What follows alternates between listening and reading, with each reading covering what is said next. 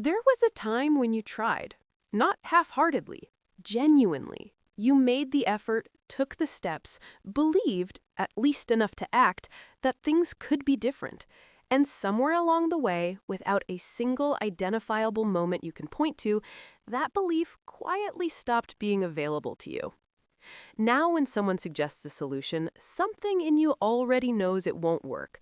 Not because you've assessed it, not because you've tried it, but because trying and not having it work has happened enough times that the outcome feels predetermined before you've started. What this is costing you is harder to name than most losses because it doesn't feel like a loss.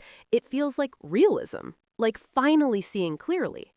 But there is a difference between wisdom earned through experience and a nervous system that has been conditioned through specific and repeated circumstances to stop registering the possibility of change.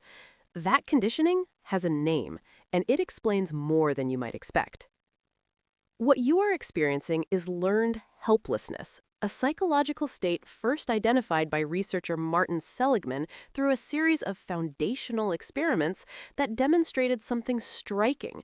When a living system is repeatedly exposed to adverse conditions it cannot control, it eventually stops attempting to escape those conditions, even when escape becomes possible. The key finding, and the one most relevant to human experience, is that the helplessness is not a rational conclusion. It is a conditioned response. The organism doesn't decide that escape is impossible. It learns, through repeated experience, that effort and outcome have no reliable relationship.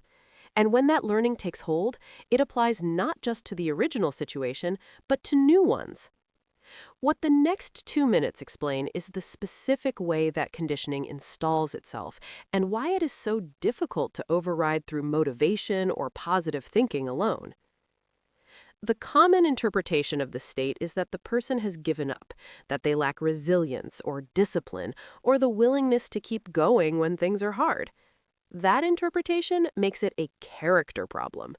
What it actually is the predictable outcome of a system that tried and tried and tried in conditions that were specifically designed, or simply happened, to make effort feel pointless. The system didn't give up, the system learned, and what it learned was an accurate reflection of what it experienced. The problem is not the learning, it's that the conditions have changed and the learning hasn't updated. Mechanism 1.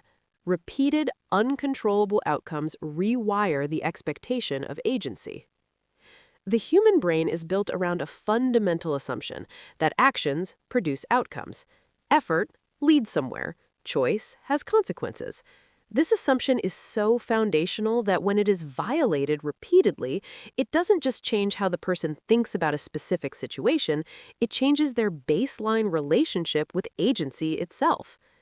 Seligman's research, later extended by psychologist Stephen Meyer, whose work identified the specific neural pathways involved, showed that exposure to adverse events that cannot be controlled produces measurable changes in the prefrontal cortex, the region responsible for planning, motivation, and the sense that future action is worth taking.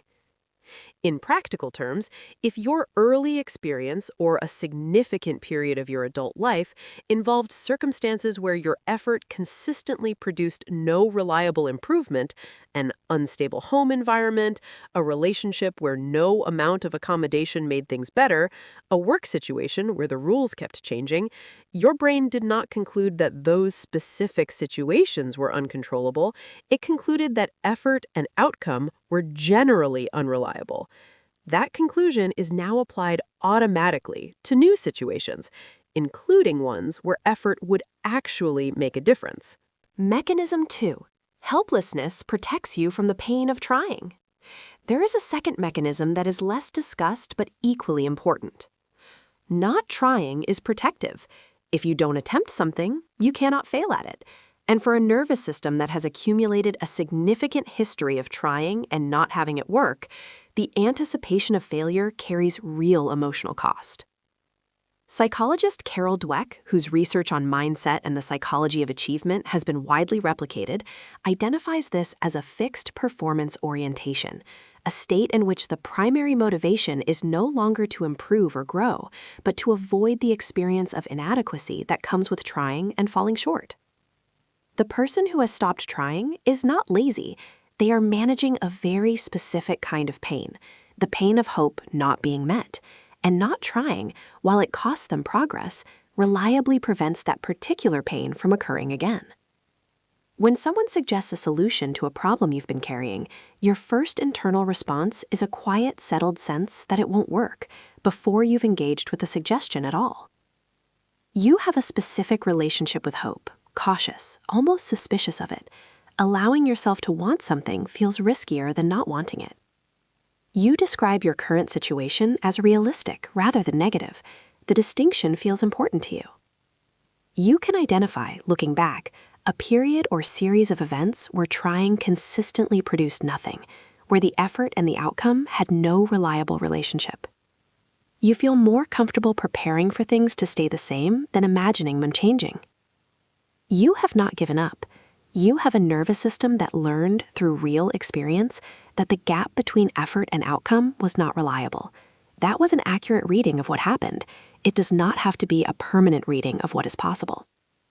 Learned helplessness does not respond to motivation. It does not shift because someone tells you to believe in yourself, or because you decide to try harder, or because you accumulate evidence that things could be different.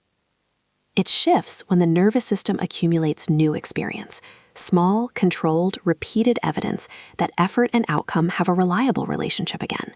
Not transformation, not a breakthrough, just enough repetition of a different pattern that the brain's prediction begins to update. That is a slower process than motivation. It is also a more durable one. Drop a comment. Is it the quiet certainty that it won't work, or the suspicion of hope itself that you recognize most? If this is the kind of content you want more of, subscribe and leave a like.